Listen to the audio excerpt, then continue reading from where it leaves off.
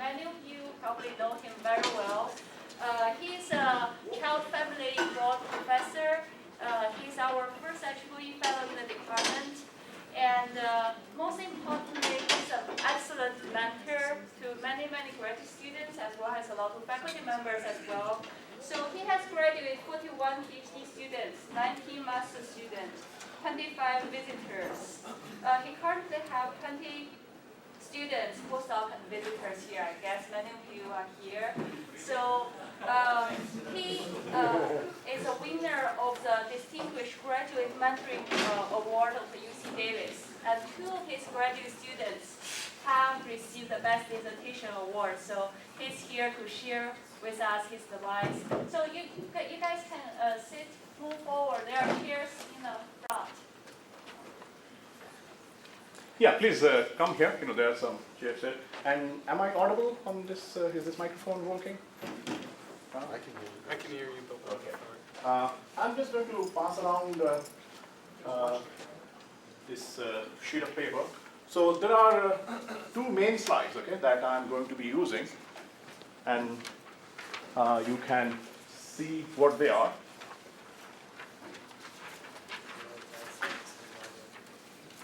And maybe I should turn off one of these things. Okay, I think that's good. Okay, thank you, Shin, for the introduction. And I'm delighted to give this presentation. I have given parts of this presentation to various groups of students and even junior faculty sometimes. The first slide that you see, which I call main slide 1, which looks like this. This is sort of a short standalone talk itself. Okay, I'll spend about 10-15 minutes on this. And then this is the second slide where I talk about many different aspects. There's a little gap here. Let me bring out my pointer. Gap here. So all of the material up to here is quite general, and then we talk more about graduate students, PhD students, their specific aspects of research and publishing, writing, speaking, etc. Okay.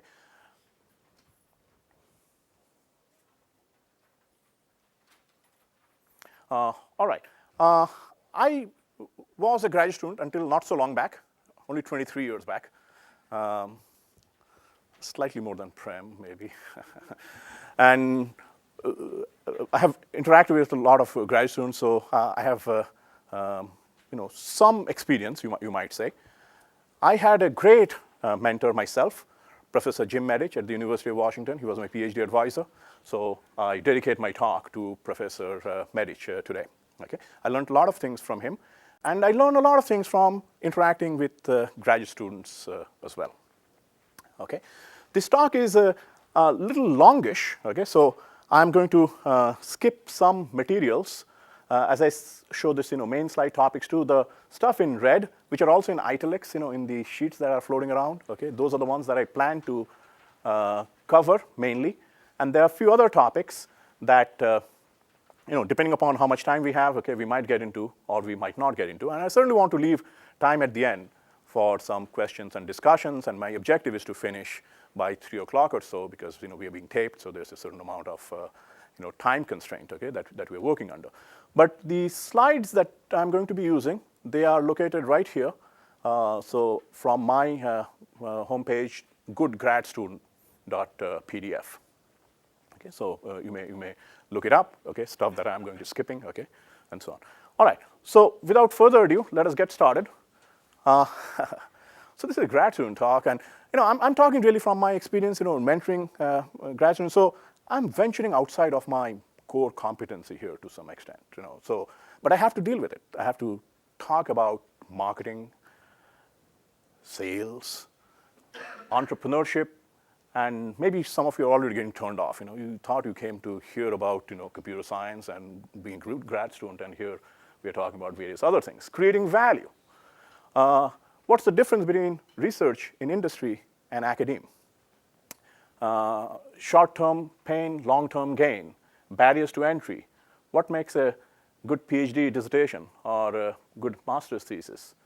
The power of collaboration, and what I call the 10-90-0 model that graduate students think is the way to do research, which I say, no, no, no, no, no, it's 90-90-90 or 33-33-33, and we'll get into that in a moment. Okay, so let us get started then. Marketing. What does marketing mean?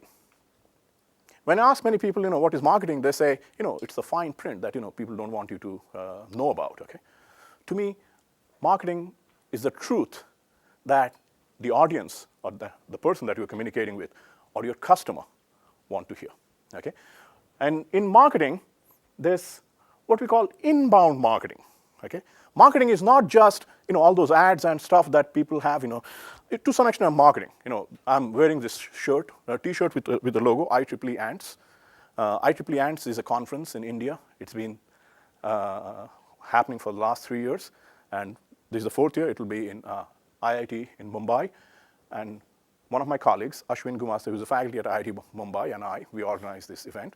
So Prem is marketing University of Toronto, or University of Toronto is marketing itself through Prem, okay? So, those are the messages, that are going out there, okay? Okay, but that you can say is outbound, okay? Inbound is, are your eyes open? Are your ears open? Okay, whatever you're trying to sell, to your customers, whatever they're saying. And for research also, our customers are our peers as a first instance, because they're the ones who will determine thumbs up or thumbs down on the papers that we write, on the grant proposals that we write, and so on, right? So we have to know what our audience wants, and the criticisms that we receive, are we receptive to constructive criticism? Sales, outbound marketing, elevator speech. Can you modulate your talk? When somebody asks you, what do you do? Do you say the same thing independent of who the other person is, or do you take into account who the other person is? And if I have to say what I do to Shin, who is in networking, okay, I'll say it in a certain way. To Prem, who is also a faculty but in a different area, maybe I'll say it in a different way. To the dean, I'll say it differently. To the chancellor, I'll also say it differently, because each of them, will be looking at whatever I have to say from their own perspective, okay? So it's very important to be able to understand who you're talking to, and you might have just only 2 minutes to impress them with whatever it is you're doing, okay? So be very, very nimble, very, very agile, very, very adaptive in what you have to talk about. Again, this is there are lots of stuff here, so I will not cover everything, but are there some monopolistic elements in whatever it is that you're doing? Are you a scholar? We're all supposed to be scholars, right? We're doing scholarship. Are you a philosopher?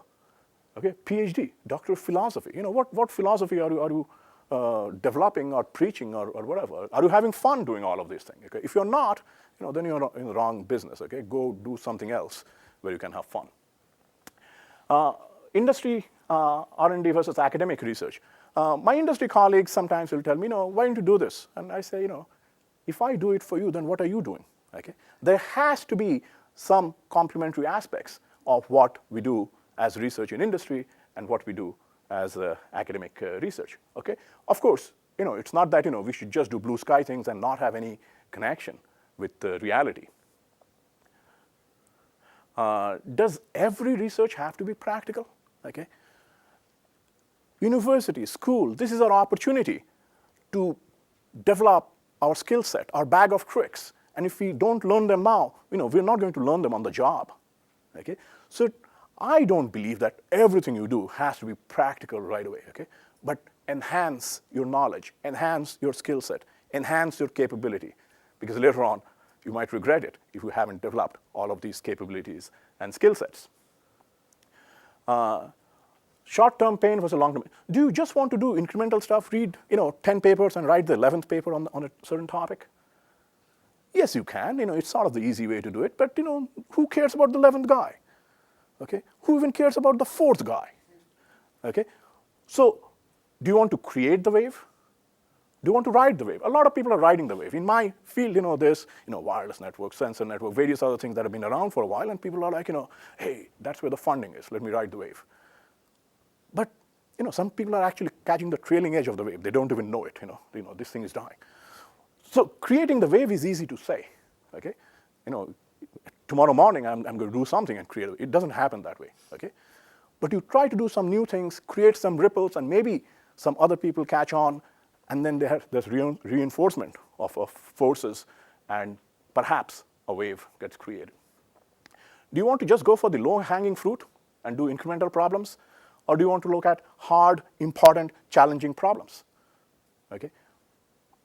For the type of research I do, you know, we publish in important journals, but a lot of the industry also pay attention to what we do. So if you look at the practical problems that, you know, that are there, you know, maybe they're harder because not a lot of papers exist, not a lot of academics have shown how to tackle those problems.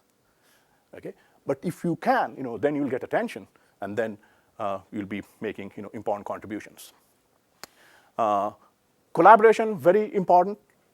We all know, you know, when multiple people get together, multiple brains are looking at a problem, okay, the overall effort or effect will be, you know, very, very significant. So for many of my students, okay, it's not just me and the student anymore as authors, okay? There's either a faculty collaborator, there's a senior student collaborator, you know, who has been around longer, who the junior student can always go and talk to all the time. The industry collaborators, quite often we have, you know, 3 or 4 or more people. And the advantage is, you know, there are many different ways in which people can look at problems, right? And the diversity of inputs is very, very important. Okay, and then this 10-90-0 model, I think I should go to the board here, and I hope there's some thing to write with. Maybe there isn't. Is there? Thank you, but is there an eraser? Yeah, there is an eraser.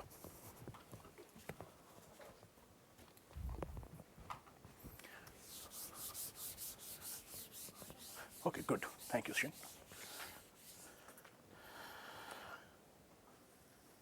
Okay, that's not so good. Let me see if this is better.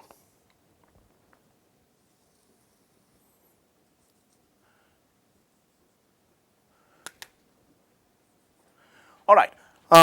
In dealing with or in mentoring grad students, I found that a lot of time people, you know, who've done research, they have done a pretty good job, and suddenly they say, you know, I'm done. This research is done.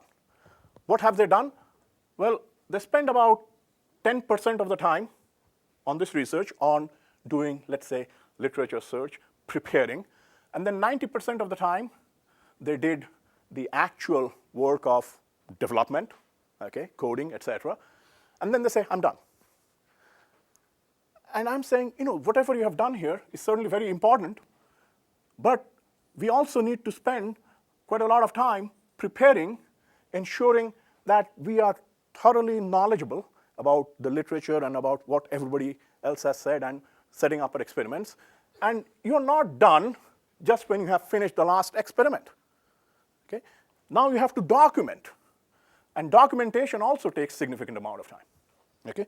So by 33, I'm not saying, you know, you're shrinking the time you do research.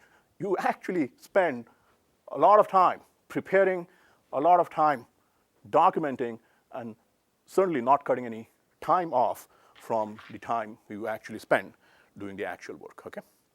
So it's very, very important. All right.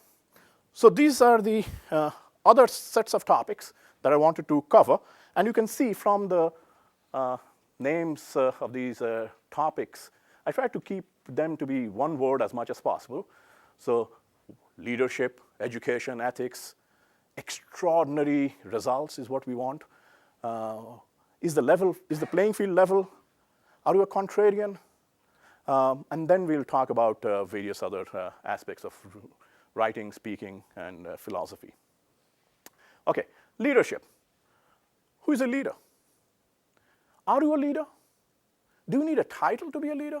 Do you need to be the CEO or the president to be a leader?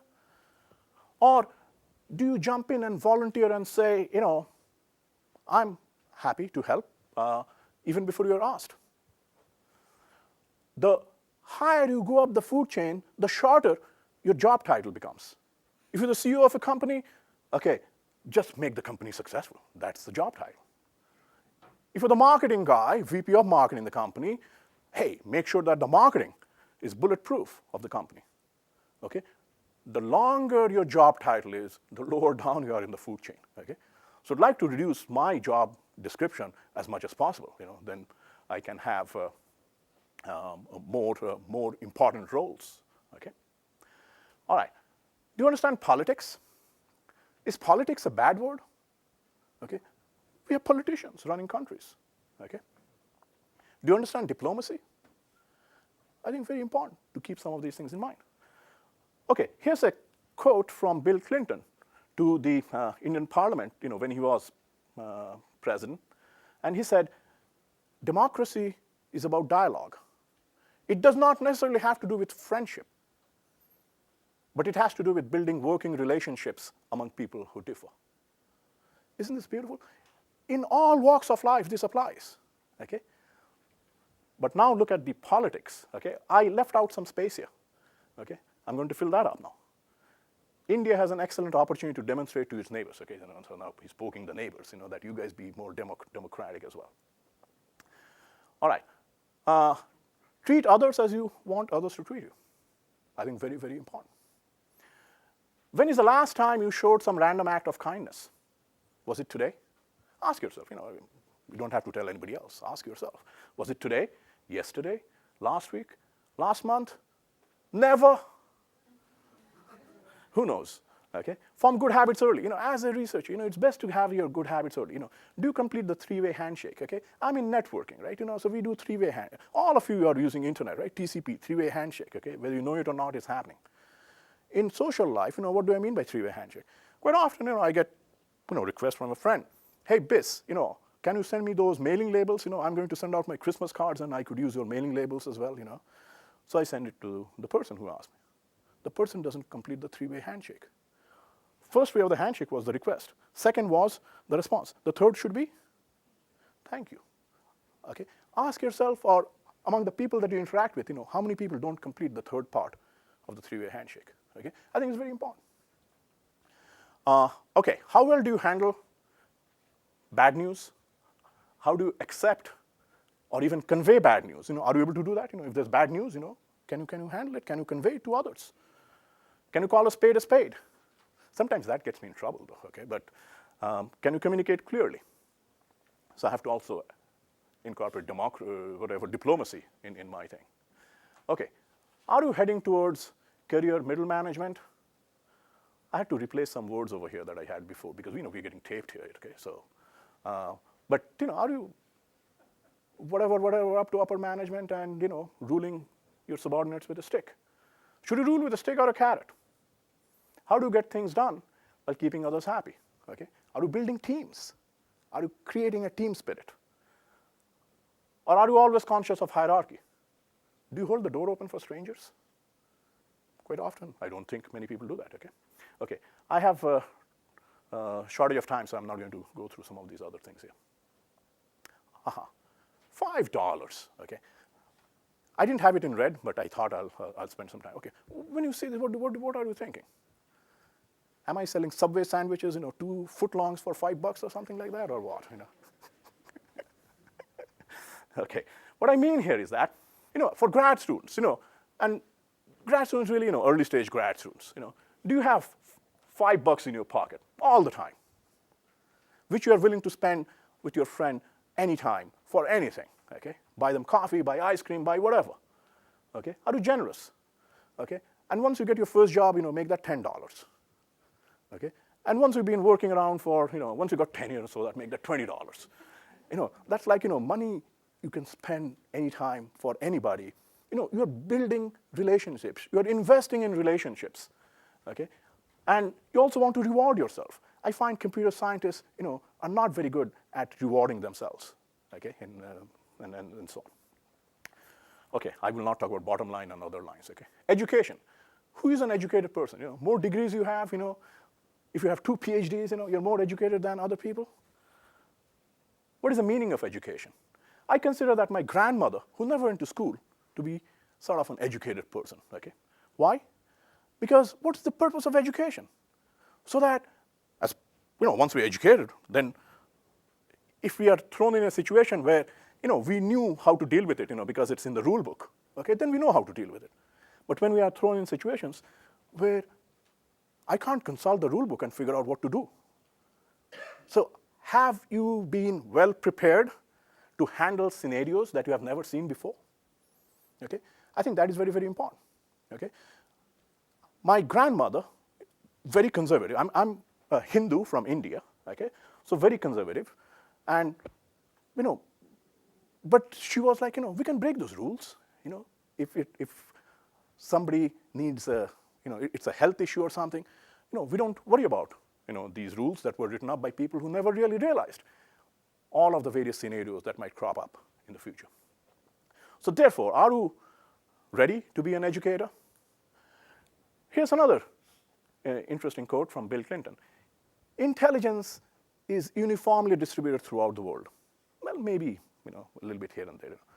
But it's the opportunities that are not. Okay? So therefore, I go all around the world and hunt for, intelligent students and get them in my group. And so we have a very, very diverse set of graduate students, representing our group. Ethics. So we have our ethics course, ECS 188, which Ian and we just taught separate sections. Prem, you have also taught, right? Yeah. And Phil Raghawe, he's the one who started this course, the modern version of this course. And the main question we ask there is, just because you can do it, should you? At least, shouldn't you ask yourself, what's the main goal? Do you worry about ethics in an information age? Green, clean technology, IT, bio, etc. Look, I'm wearing green, okay? There's a message here, okay? My pointer is green, okay? There's a message here, okay? If I had more hair, I would dye it green, okay? Do you pause and ask yourself where the world will be 10 years from now, 20 years from now, 50 years from now, 300 years from now? And what would have been your contribution? Would you have just ridden like everybody else through the wave? Or you would have made some contribution? Perhaps in your own research field. Are you just riding the wave and nobody really cares? Yeah, I'm getting my papers published, I'm getting my grants, I'm getting my tenure, I'm getting my whatever.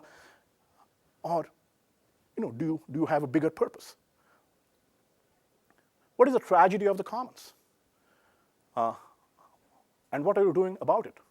So when we have shared space and people don't take care of the shared space properly, this is a tragedy in my lab. Sometimes I have to go tell them, why can't you guys keep it clean? It's a shared space. It's for it's not my space. I'm here only temporarily. I've been here 23 years. I'll be here maybe another 17, and then I'll be done. Okay? But the space will still be here. Okay. And of course, no compromises on fairness, morals, law, etc. Very, very important. I think we face this kind of situation and problems quite often. Okay. What do I mean by this, extraordinary thing? Well, we want extraordinary achievement, right? As grad students, we want to have, great papers that are widely referred by others, and so on. But then we ask, are our efforts extraordinary? We want extraordinary result for ordinary effort. Hey, does that work? No.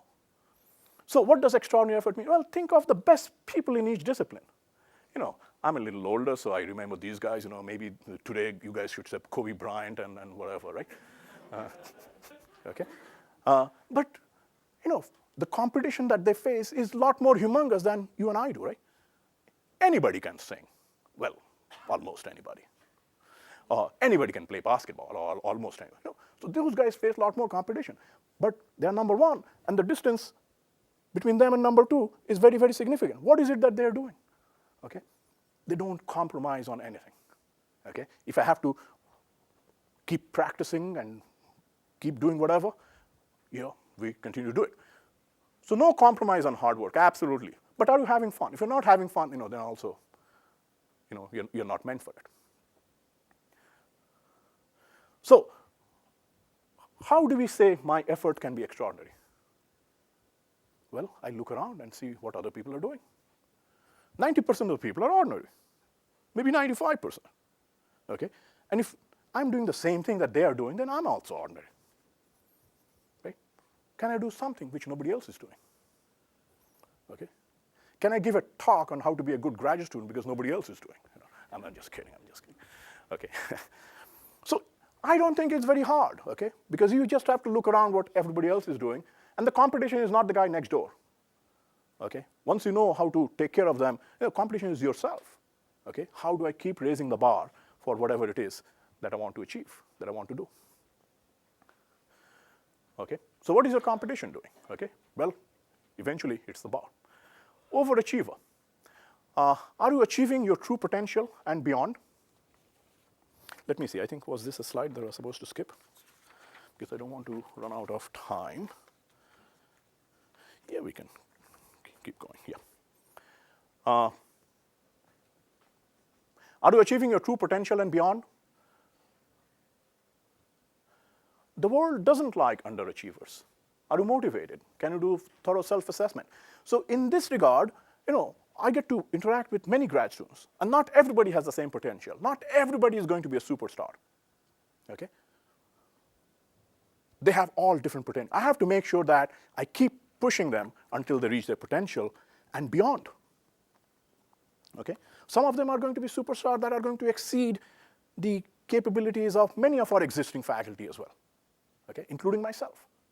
So we have to ensure that when we have talent like those, we keep pushing them, so that they can reach their true potential and beyond. Okay. Do you maintain a logbook? I think you should look at how you spend your time, okay? And are you wasting your time? How do you measure your progress? How much progress do you make as a researcher today, past week, past month, past year? How much did you grow as a researcher, as a person? Do you become more knowledgeable? Or, you're just, every year I do the same thing, I keep doing the same thing. That's not exciting to me, at least. Was the salary from your employer well spent? By your employer, not by you, okay? Rewarding yourself. Do you celebrate when you get good news? Buy yourself ice cream, okay? You got your paper accepted, hey, go buy yourself, reward yourself in whatever way you can or want. Celebrate family and friends. Do you or should you over-celebrate?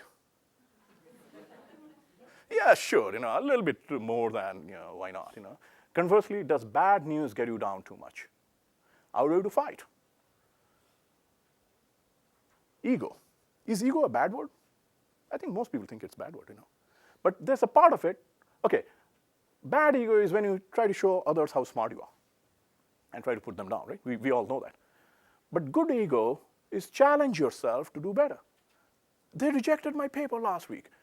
I'm going to show them that, there's a lot more stuff here, and I'll do a much better job, okay? Can you challenge yourself in that regard, okay? Are you arrogant? Do you think the world revolves around you? Does the world like arrogant people? Okay, I will skip over some additional stuff now. Business, yeah, social smartness, yeah, I'll skip those. You have to be street smart, not just, all graduate students are technically very smart. I don't have much doubt about that, okay? Question is, are you socially smart, okay? Can you address many of these things that I'm talking about and hence raise your entire value? Mafia. Mafia typically considered to be a bad word, okay? Well, there are good aspects, okay? I'm not worried about the bad aspects. The good aspects is team. Are you a team player? Are you supporting your team members, okay? Do you support your lab mates when they're giving talks, need help, etc.? Very important. Contrarian. Do you think like everybody else? If you think like everybody else, you're ordinary, but do you have hunches that challenge the establishment? Successful ventures generally start from contrarian ideas, okay? Maybe at Davis, we are all very comfortable with whatever we do, okay?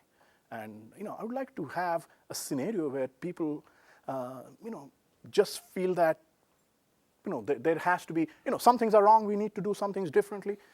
Most of the people who have successful ventures had to face a lot of naysayers. Will not work, okay? But that's it's the contrarian ideas, many of them, that eventually make very, very significant differences in what we produce. Is the playing field level? The question I ask is, let's say basketball, okay? The NBA playoffs are going on, right? So often, the calls that the refs make are very close, right? Could have gone either way. Is that an offensive foul? Did the guy stop 1 millisecond earlier than what the ref thought, before the foul occurred? Okay, then the result could go in the other direction, right? But we hope over many, many such calls, things even out, and the ref is 50-50. In all walks of life, we hope that, the rest of the world is pretty fair, and I'll get a 50-50 deal. The way I prepare myself is, I think the field will be somewhat stacked against me. And I still have to be prepared, even if the ref is 60-40. Not necessarily intentionally, but it just happens to be a bad day for the ref, okay? And he thinks, Kobe Bryant is, doesn't commit fouls, let's say, okay? Then, I still have to be prepared. I can't say, oh, the ref was 60-40 today, so I lost, okay? So can we succeed even then by being well prepared, okay? And the ref could be, the referees, who read our proposals and papers and so on. What if the ref is 70-30? Okay, now this field is going like this, okay? I would still like to hope that many of you will be well prepared, even for that kind of non-level playing field situation. Okay, I don't think I need to talk about that. Positive mental attitude. Okay, deadlines, okay, of course you should meet them. Do you know your strengths? And non-strengths? See, I didn't say weakness, okay? Non-strength, areas in which we can work and convert them, hopefully, to strength as well. Are you working on improving your non-strengths? How do you handle good news and bad news? Are you extremely thrilled or extremely guarded or somewhere in between? When something goes wrong, do you consider pointing the finger at yourself, or it's like, oh, that guy's fault, that guy's fault, that guy's fault, The first thing I like to do is, maybe I messed up some. If somebody is really mad at me for whatever reason, first thing I want to say, sorry, maybe there's a miscommunication. Even if I'm the culprit, of course, I point the finger at myself. I like to think I do, okay? My grad students may not agree sometimes, okay? But even otherwise, if somebody is mad, okay, at least the person is mad, and I know the person thinks it's because of me. So first thing I want to say is, sorry, okay? Now let's see what the problem really is. And eventually, maybe it will be somebody else. Well, when you joke, is it at yourself or at others? Okay, let's talk about research. When will you have full command of all the literature in your field under your belt? Never. Okay, but we should try to get as much as possible under our belt. When can you write the authentic survey or tutorial paper in your field? I think every grad student should do it, right? Well, they do to some extent for their thesis, but unless you make it publishable quality, okay, your advisor may be okay, but the rest of the world may not. And you yourself may not have done as good a job, okay? So try to make sure that you write the authentic survey or tutorial in the field, okay? And even though we say research here, we can extend the definition to include all forms of creative work, okay? Are you developing code that will be in the public domain that will be useful for a lot of people, okay? And that is also creative work, okay? Are you developing patents and so on, okay? That is also creative work, okay?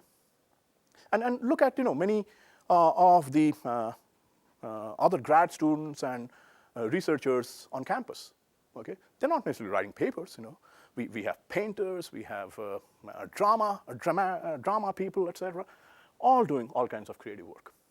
Okay, breadth is very important. There's this typical, in physics disciplines, they're like, oh, that guy's theory, that guy is a practical guy and so on, okay? Or experimentalist, okay? This is the way they segregate or their discipline. Well, there's good theory, there's bad theory. There's good practice, there's bad practice. There's good research, there's bad research. And I think we have to appreciate everything that is good, whether it comes from industry, academe, various other fields. Can you appreciate the value of stuff you know little about? I think it's very important to be able to understand, okay, I don't know much about this, but I can sense that this is important, and hence I'm willing to learn new stuff. Okay, publishing, I will skip some of these. You have this kind of stuff. Okay, let me see what's the next thing I have here. Okay, let's forget this divide. Appreciation. Do you appreciate feedback? Anytime I ask anybody, do you appreciate feedback? Yeah, I appreciate feedback. But then my question is, do you really, really appreciate feedback? Don't kid me, okay? Or kid yourself. Can you appreciate comments from difficult reviewers and colleagues? The very first reaction that somebody gets when they get a reject on the paper is that, they didn't get it, I say, why don't you point the finger at yourself and say, I didn't write it properly, that's why they didn't get it, okay? Maybe, sometimes, maybe that's not the excuse, okay?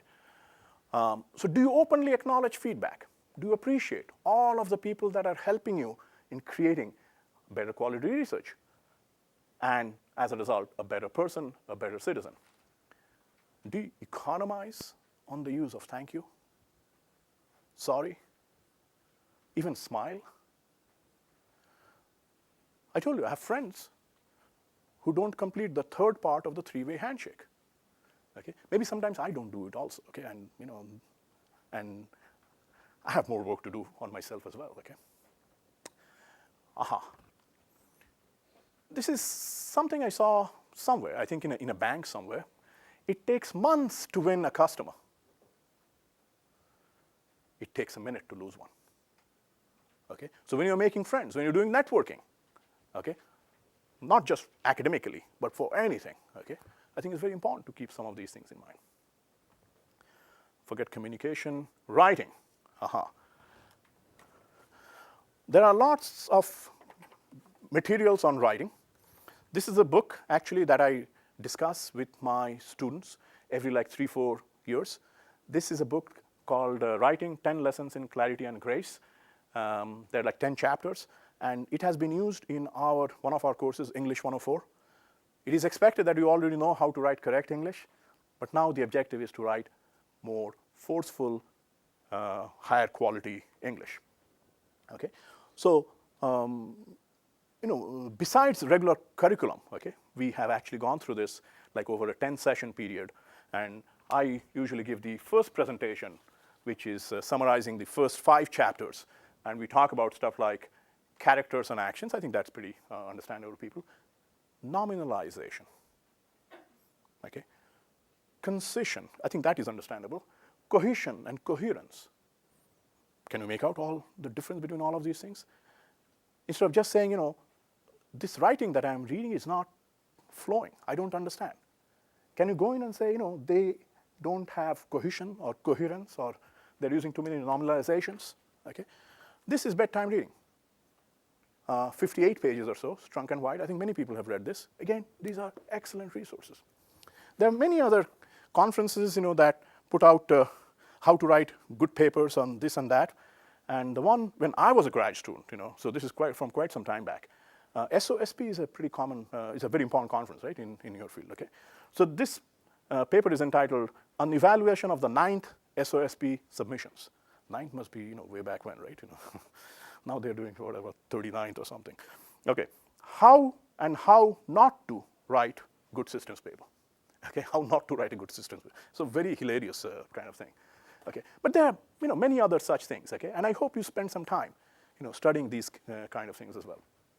I mentioned that from time to time, we do this, writing workshops. That's not part of the regular curriculum. I just do it. Sometimes I have done with students of Shin and Chenny as well. And we also review books from time to time. Again, this is not part of the curriculum, okay? Over the summer, whatever, I'll get our students and assign them, you read this chapter and teach everybody. You read the other chapter, teach everybody. We go through all of these books. And every 5 years or so, we'll go through one such book or the other. And the current one that I'm thinking that we want to study is called Engineering Optimization, Methods and Applications. And as an example, It has chapters like, okay, of course, introduction, functions of single variable, functions of several variables, linear programming, constrained optimality criteria, transformation methods, linearization methods for constrained problems, et cetera, et cetera. Okay? So going to be very, very helpful. And I don't know, Shin, if I have spoken with you about this or not, but I think if we have other students from other groups also participate, okay? It's a group learning scenario. My research group meetings are group learning scenarios. Everybody's teaching everybody else, including myself, okay? And although I've been faculty for 23 years, I still live like an extended grad student. I stay up late, I come late, and all that. Don't tell it this. Oh, this is recorded. Gosh, no. Oh, I come on time. Okay. So recall the basics of writing, and these are the various things that I just mentioned. Okay. It's like a 1-hour talk. If people want, I can give that talk also, sometime. Managing long sentences. Okay. How do you do that? And I think, let me see if there's a quotation from here that I can just read off.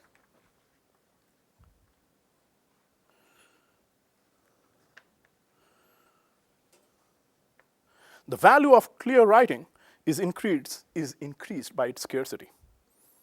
Though unclear writing does not bar writers from getting into print, a person who can write clearly and gracefully goes into the world with a rare skill. I talked about competition.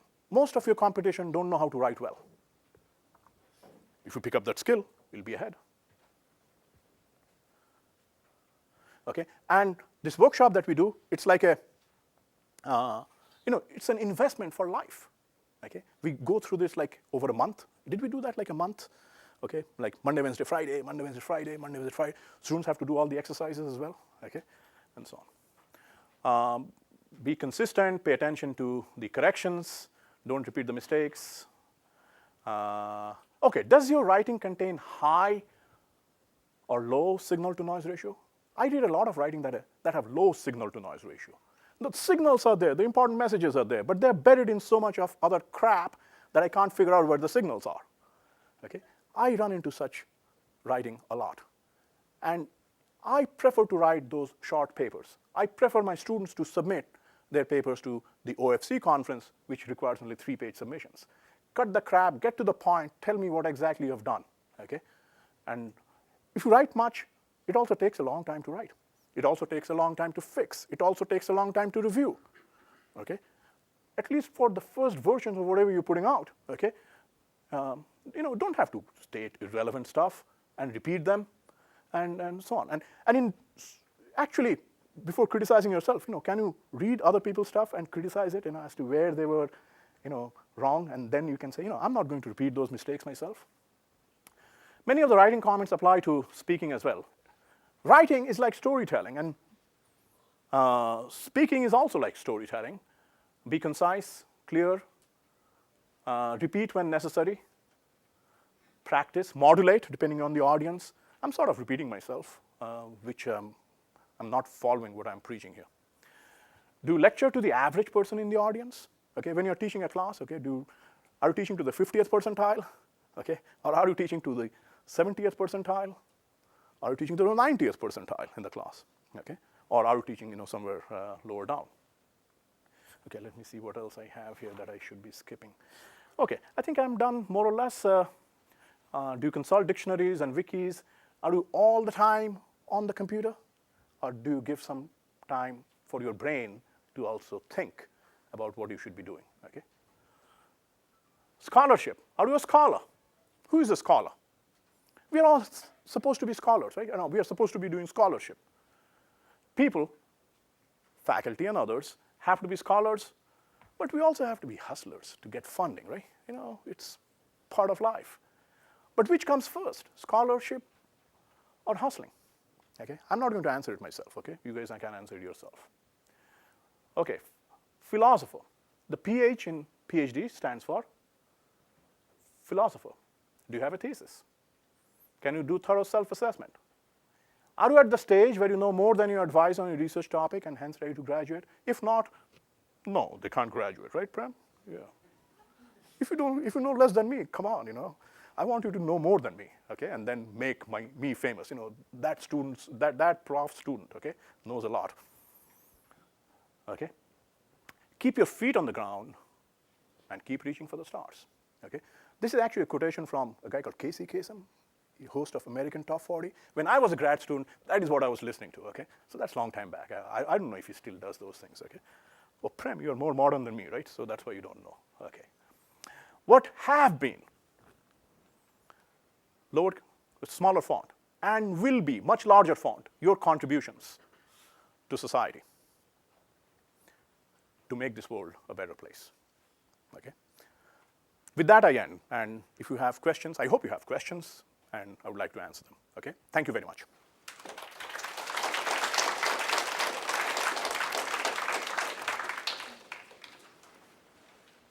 Okay, questions? Everybody knows everything. Okay. What do you think is the most important skill that you've helped your grad students develop during their careers? So we have this Friday group meeting that has been going on for 15 years or more. And in this group meeting, the way it has evolved over the years, and now it is like every Friday there are 2 people who are speaking, and sometimes they're presenting their own work, sometimes they're reviewing other people's work or a body of literature. Sometimes they're reviewing what were important papers that were presented at some conference. And other people are learning from that, they are critiquing it. So here, as a result, you get to talk, and I hope that helps, and you also get to critique other people's work. You have to prepare your presentation and so on, okay? And I keep repeating this a lot with my students, and I say, all of you are technically smart. That's how you got in here, okay? Can you increase your social smartness with respect to all of these various things, that we talk about, okay? So that's the major messages, to be able to appreciate the value of what we don't know, okay? Just because I don't do theory doesn't mean all theory is no good. There's good theory, there's bad theory. There's good experiments, there's bad experiments, okay? We have to appreciate everything that's good, okay? Yeah. So various other things also that I mentioned here. Yes, Prem. Do you want to amplify on what you hit a bullet called politics? Would you try to amplify on that? As far as grad students are concerned. I'll amplify on one-on-one, I think. Politics is, you have to be very aware about how things get done. Okay? Are the politicians all bad? Okay? No. Okay, let me backtrack. Suppose you serve on the board of directors of a company. Okay? And do you just go into the board meeting totally blind, not knowing who is going to vote in what way, and then just say, I cast my ballot?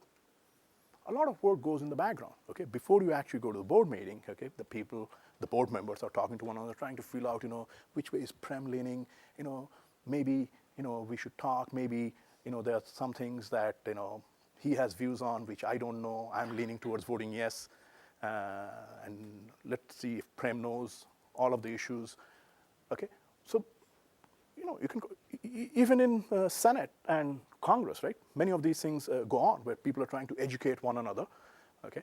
I'm taking an idealistic perspective, okay? I think that's important. Elections, right? Even after, it's politics, right? You have to get the votes from the people. How do you get it, okay? You don't have to lie, but you have to sort of convince them that you will deliver, okay, and so on. I didn't give a good answer to that one, okay. Okay, other questions? Yes, Shin. How do you encourage collaboration, especially among students? Most of the time, people feel that, what will I gain as a result of this collaboration, okay? And most people would be like, yeah, if I get my name on a paper, that is useful, okay? But just getting a name on a paper is useful, or learning more about topics beyond your immediate knowledge is useful. Okay, so I think today the way people get evaluated, researchers get evaluated. If you are the first author of a paper, you are the main contributor. Normally, in my field, okay. In theory, they do it alphabetically and all that, okay. But typically in our field, the number one guy is the main person, and the way I do it, that person's thesis will contain this work, okay, because that person is the lead guy. Usually, I'm the last person, okay. And in between, we can have several persons. Second guy could be the postdoc. Okay. Third guy could be one of the faculty collaborators that's working together, or some industry collaborators as well. There are some other senior students also, okay, who might. And similarly, if we have people from other areas also coming in, but they have an understanding that, you contribute, you'll be given credit. I think a lot of times people are worried about, will I get credit or not, okay? Similarly, the guy who is the first author is worried, already I have 5 authors, so putting a 6th author, will that dilute my contribution? Heck not, you are the first author. You are the main person behind, getting this job done, okay? But if another person, from their perspective, can look at the problem and give you input, which in turn will enhance the quality of the output, isn't that worth it? I think it's worth it, okay? So the way I work is, I work in a rather generous manner. I say, whatever, the guy said something, yeah, let us put them as co-author, and then we send, hey, Prem, your name is on the paper. You should be able to give me comments now, right? Automatically they will. Okay, Prem will give even without his name on the paper, but human psychology. You put their name, they say, I didn't contribute much, but now I should.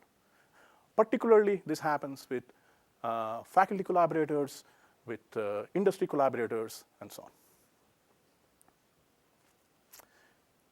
Any other questions? Yes, Pulak. So how do you know that you are underachieving? How do you know that you are underachieving? Well, I hope your advisor knows that you are underachieving. Oh, how do you know you are not underachieving?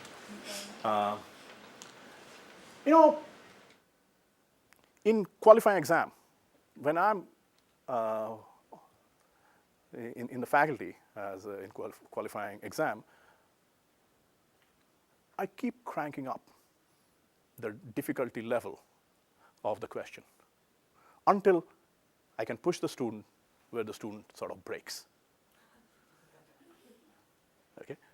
I don't mean it in a bad way, but I'm challenging a student and I'm trying to figure out, what is the true potential of this student.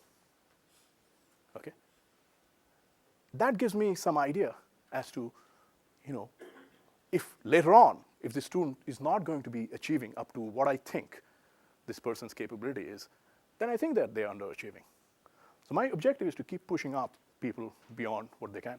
And I don't expect every graduate student to be here. Not every graduate student is to be here. Okay? Some will be here. That's all right. I have to ensure that they can still become more knowledgeable, more learned, go out in the world, and do us proud. Okay? Just imagine all the PhDs that are out there. You think all of them are super, super duper stars or whatever? So I think, again, that is very, very, very important. The other thing also is, I'm an educator. I want to educate people. I want to create more knowledgeable people, right? So it doesn't matter, if you are interested, as you guys might know, I take on a lot of students. You come knock on my door, I say, after a while, I say, come attend my group meeting, be serious, as long as somebody is willing to work hard and be serious, okay, and have, reasonable capability. I'm going to crank them up, and, the positive mental attitude and a good work habit are the most important things, okay? They may not be superstar, okay, but can we get them to write a good thesis? Can we make them more knowledgeable? And let them in the outside world, and they'll do us proud. Okay? Any other comments or questions? Okay. We have a 60-minute limit on the recording, so I think we are almost there. So if there are no further comments, I want to thank you again for coming, and I hope this was in some way valuable, okay, to some extent. Okay, thank you very much.